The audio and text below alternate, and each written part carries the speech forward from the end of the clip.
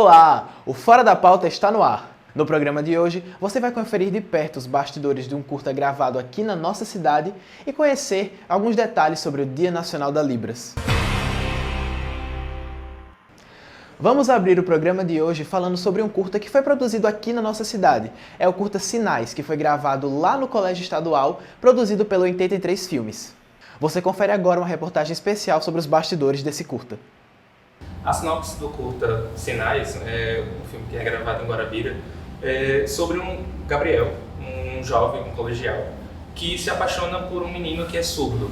E ele precisa enfrentar as dificuldades, todas as condições de comunicação para chegar até o Lucas, que é o personagem do qual ele está se apaixonando e interessado nesse meio tempo.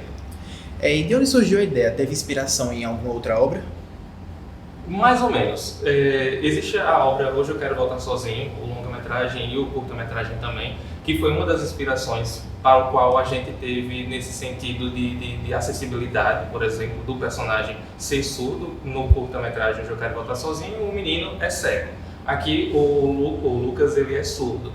Mas, de modo geral, o curta ele não teve essa inspiração tão direta com relação ao curta Hoje Eu Quero Voltar Sozinho, mas teve uma inspiração na sala de roteiro mesmo. A gente estava fazendo loglines, trabalhando para a cadeira de roteiro, e aí a gente criando uma logline acabou-se por criar essa sinopse da qual na pergunta anterior eu mencionei.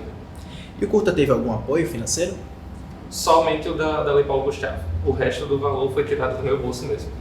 E eu acredito que a valorização do cinema na cidade precisa começar de algum lugar. A gente não tem obras, por exemplo, cinematográficas na cidade. Não é valorizado de um modo mais específico e também não é reconhecido. Por exemplo, a pergunta anterior que você fez foi sobre se houve alguma ajuda, algum apoio financeiro.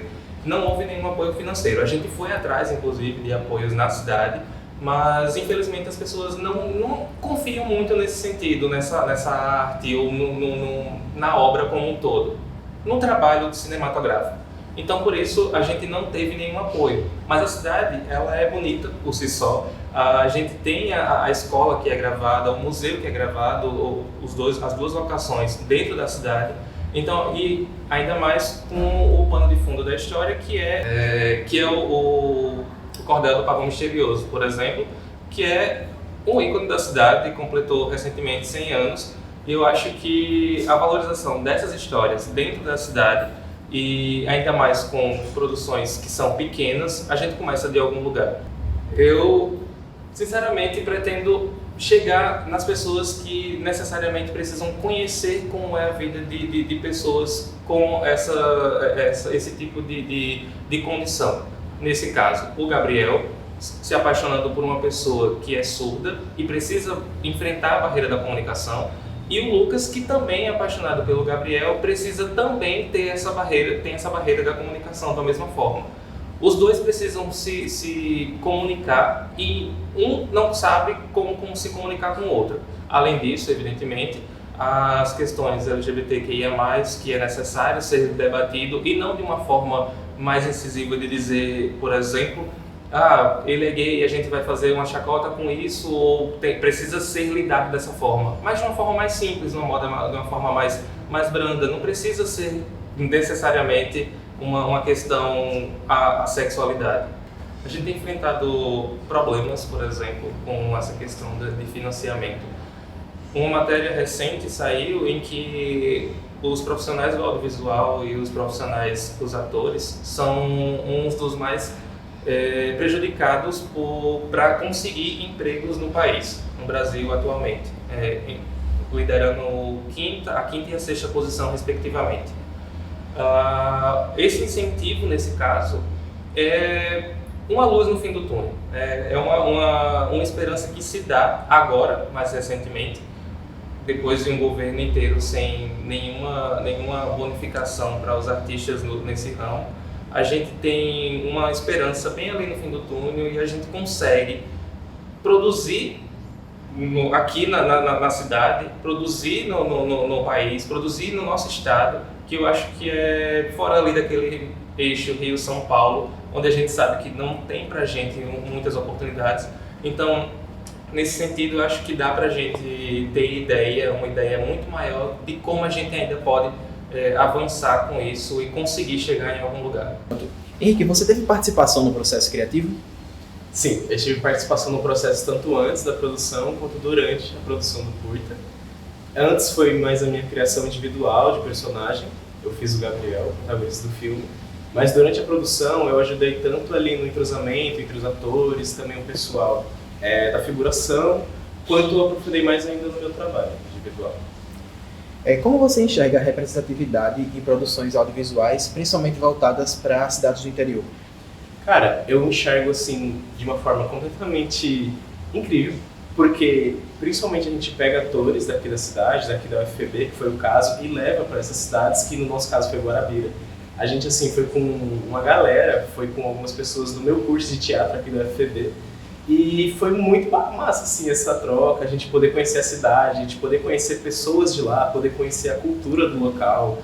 A gente foi para o Museu da Cultura que tem lá, a gente foi para uma escola pública que tem lá, a gente conheceu tipo os estudantes, os professores. Foi um negócio muito interessante, não só para o processo criativo do personagem, o processo criativo do filme, mas também de conhecimento, assim, sabe, pra gente. Isso nos contempla demais como ser humano, assim, poder conhecer esses locais. Tenho certeza que em outras produções, podendo ir para outros interiores, como eu também faço parte de outras produções, que a gente vai para outros interiores daqui do estado, poxa, com certeza vai agregar cada vez mais, assim.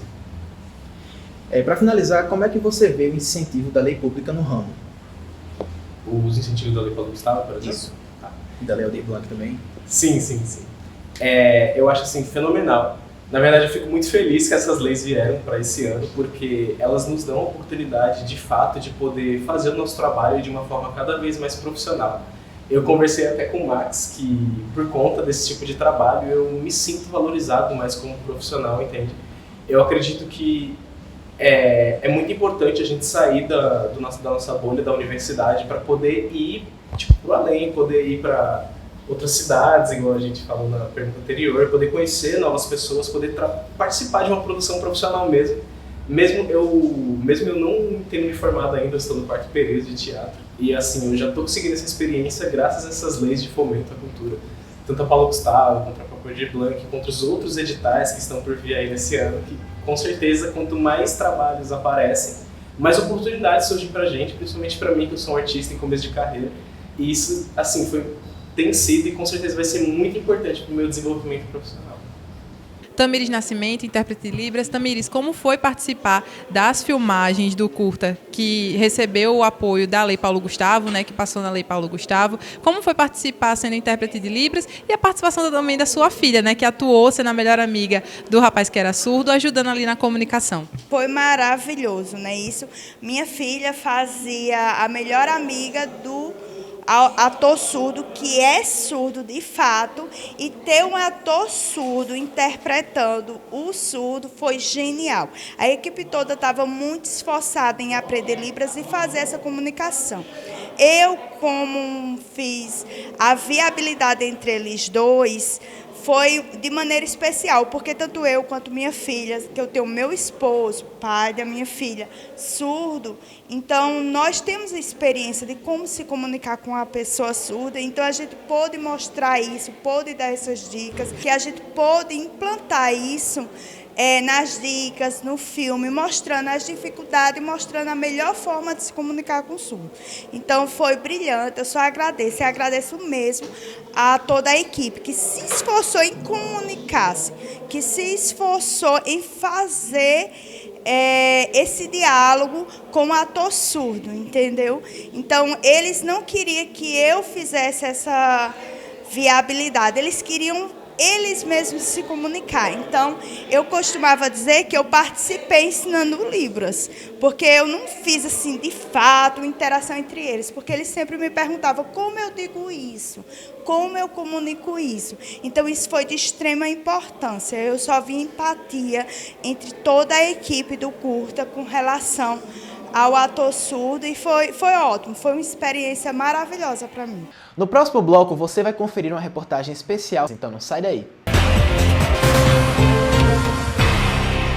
A Câmara de Guarabira trabalha pelo bem da população e só no primeiro período foram aprovados 959 requerimentos, 64 projetos de lei do Legislativo, 26 projetos de resolução e foram realizadas 6 sessões especiais, além de audiências públicas que debateram sobre melhorias na qualidade de vida dos guarabirenses. A Câmara melhorou sua comunicação, criou a TV Câmara, com programas semanais, implantou o sistema de informação ao cidadão e a ouvidoria, disponibilizou o novo portal de transparência e promoveu melhorias estruturais. É a Câmara de Guarabira trabalhando muito para ficar mais perto de você. O lançamento destaque dessa semana vai para o filme Kung Fu 4.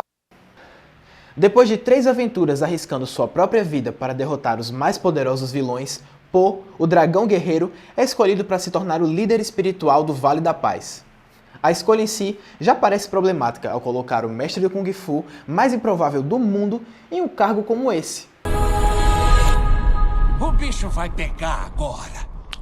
E além disso, precisa encontrar e treinar um novo dragão guerreiro antes de assumir a honrada posição, e a pessoa certa parece ser Zen, uma raposa com muitas habilidades, mas que não gosta muito da ideia de ser treinada.